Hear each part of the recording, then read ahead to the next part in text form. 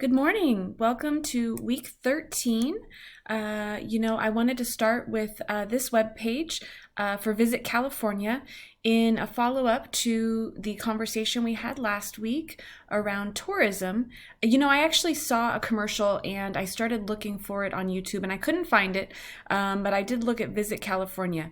The commercial I saw struck me because it was basically telling Californians to take a vacation within California and to keep kind of the money local. And it really lends itself to what you learned last week with the economic boost that comes from tourism. And in thinking about the coronavirus and how it's impacted tourism, which is such a big part of California's economy, I thought it was interesting to go to this website and see a lot of the messaging that you see in different hospitality companies, hotels, tourism websites such as this and other places is, to remember us and we'll get back there soon. And kind of the notion that we want to be responsible, but we do want to get back and travel.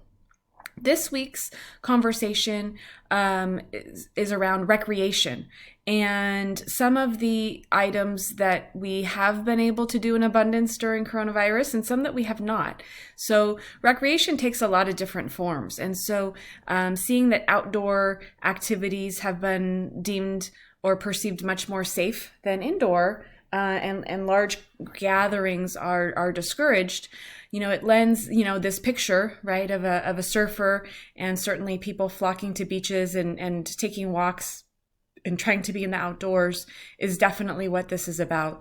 We think about recreation and the respite and the rest from the work week, whatever that looks like, and how we can best enjoy. And some people prefer the outdoors and the solitude and nature, and others like roller coasters and thrill and excitement. And so what you'll see in this week's material is that there's all different ways that we can find and seek recreation, even in a pandemic.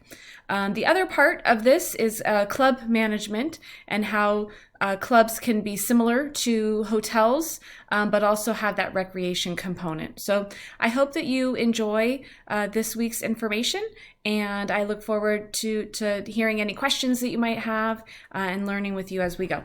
Thank you so much.